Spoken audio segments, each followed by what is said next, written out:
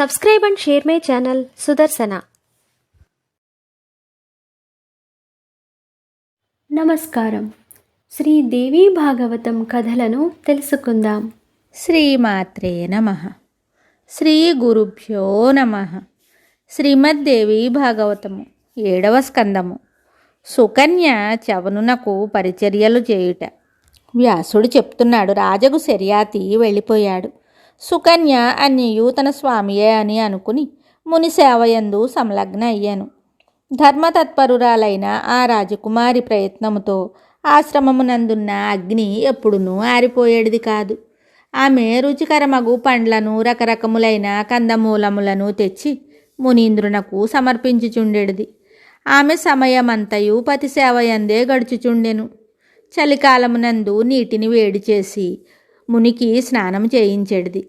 మృగచర్మమును ధరింపచేసి పవిత్రమైన ఆసనమున కూర్చొనబెట్టెడిది.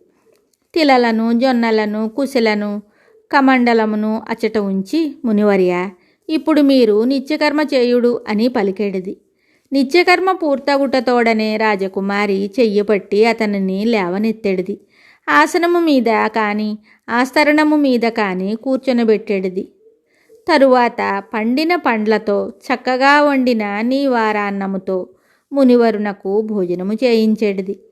ఆయన తృప్తిగా భోజనము చేసిన తరువాత ఆదరముతో ఆయనను ఆచమింపచేసేడిది. మిగుల ప్రేమతో తమలపాకులను వక్కలను ఎదుట ఉంచెడిది. ముఖశుద్ధి చేసుకొనిన తరువాత చవనుని చక్కని చెయ్యపై పరుండబెట్టెడిది. దాని తరువాత ముని ఆజ్ఞను తీసుకొని ఆమె తన శారీరక క్రియలను సంపన్నమొనరించెడిది. ఆమె ఫలములనే ఆహారముగా కొనెడిది. ఫలాహారమును చేసి మరలా ముని చెంతకు వచ్చేడిది. ఆయనతో ఆమె, ప్రభు, తమరు ఆజ్ఞాపించినచో తమకు అంగీకారమైనచో మీ పాదములను ఒత్తెదను అని పలికెడిది. ఇట్లు సుకన్య తన పతిదేవుడగు చవనముని సేవయందు నిరంతరము లగ్నమై ఉండెడిది. సాయంకాలము యజ్ఞము సమాప్తమగుటతోడని ఆ సుందరి మరలా కోమలములు రుచికరమగు పండ్లను మునికి సమర్పించెడిది. ఆయన భుజించగా మిగిలిన ఫలములను ఆయన ఆదేశముతో స్వయముగా ప్రేమతో తినెడిది.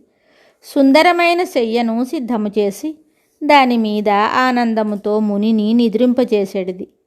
ఆ మునీంద్రుడు సుఖముగా శయ్య మీద పరుండగా సుకన్య ఆయన చరణములను ఒత్తుచుండెడిది. అప్పుడు ఆమె కులస్త్రీల యొక్క ధార్మిక విషయములను గూర్చి మునివరుని అడుగుచుండెడిది. భక్తిపరాయణయగు సుకన్య భర్త నిద్రించగా తానును ఆయన చరణముల వద్దనే నిద్రించెడిది. వేసవి కాలమునందు తన భర్త కూర్చుని ఉండగా రాజకుమారి తాటి వీవనతో చల్లగా విసురుచు భర్త సేవయందు నిమగ్నురాలయ్యేడిది. చలిదినములందు కట్టెలను ప్రోగు చేసి ముని ఎదురుగా నుంచి అగ్నిని రగులు కొల్పెడిది. స్వామి, మీరు సుఖముగానున్నారు కదా అని పదే పదే అడుగుచుండెడిది. బ్రాహ్మీ ముహూర్తమున లేచి చెంబును, నీటిని, మట్టిని మునీంద్రుని దగ్గర శౌచాదులకు ఉంచెడిది. ఆయన కాలకృత్యములను తీర్చుకొనున్నప్పుడు ఆమె కొద్ది దూరమున అతని కొరకై నిరీక్షించెడిది. తరువాత చెయ్యి పట్టుకుని మరలా ఆశ్రమమునకు తీసుకుని వచ్చేడిది. ఒక పవిత్ర ఆసనమున కూర్చొనబెట్టెడిది. నీరు, మట్టితో శాస్త్రోక్తముగా ముని పాదములను ప్రక్షాళనము గావించెడిది. వేడి నీటిని స్నానమునరించుటకు మునివరుని ఎదుట ఉంచెడిది. మిగుల నమ్రతతో ఆయనతో పలికెడిది. బ్రాహ్మణోత్తమ, మీరేమి ఆదేశించెదరు? దంతధావనం చేసుకుంటిరి కదా. వేడి నీరు సిద్ధముగా నుంచి తిని మంత్రమునుచ్చరించుచు స్నానం చేయుడు. హవనమునకు ప్రాతకాల సంధ్యకు సమయము ఆసన్నమైనది. విధి విధానముగా హవనము చేసి దేవతలను ఉపాసించవలెను. రాజకుమారి సుకన్య యొక్క అంతఃకరణము పరమ పవిత్రమైనది. తపస్వియగు చవనమునిని ఆమె భర్తగా వరించెను. తపస్సు చేస్తూ నియమ మర్యాదను పాటించుచు ప్రేమతో పైన చెప్పినట్లు మునికి నిరంతరము సేవ చేస్తూ ఉండెను. ఆమె వలన అగ్నిదేవుడు, అతిథులు సదా గౌరవింపబడుచుండిరి. ప్రసన్న వదనముతో ఆ రాజకుమారి మిగుల హర్షముతో సర్వదా చవనమునికి సపర్యలు చేయుచుండెను. ఆమె జీవితమునకు ఇదియే ఏకైక లక్ష్యము. మిగతా కథ తరువాయి భాగంలో తెలుసుకుందాము. శుభం. శ్రీ దేవి భాగవతం తరువాయి భాగంలో మళ్ళీ కలుద్దాం. నమస్కారం.